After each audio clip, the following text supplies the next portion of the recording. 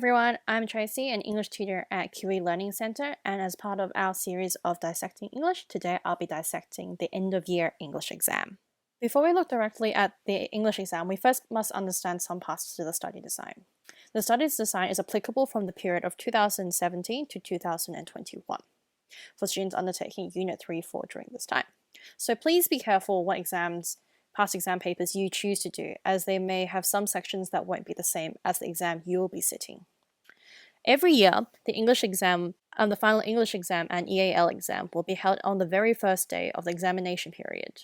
The exam is worth 50% of your final mark. Therefore, it is important to work hard towards the final exam no matter where your SAC scores at school are sitting.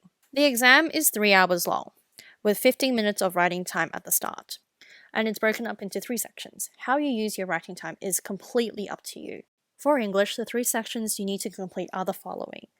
A. Analytical interpretation of a single text. Comparative analysis of a pair of texts. And C. Argument and persuasive language, or as we call it, analyzing argument. In these 3 sections, you need to write an essay.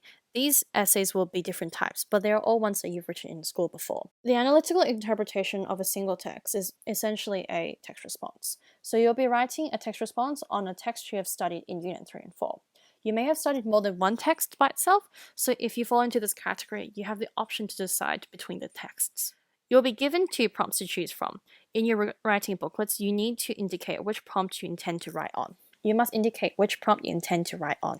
Section B is the comparative essay on a pair of books. Again, you'll be given a pair of prompts to choose from.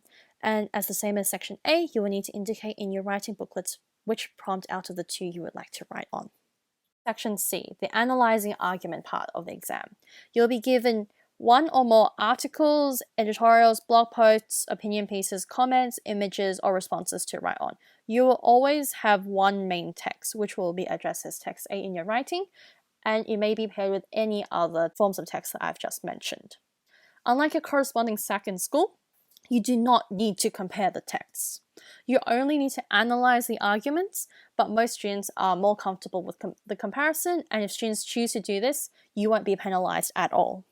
So to recap the 3 sections of the exam. Firstly, Section A, text response. That means you have to choose one of the texts you've done this year and respond to that.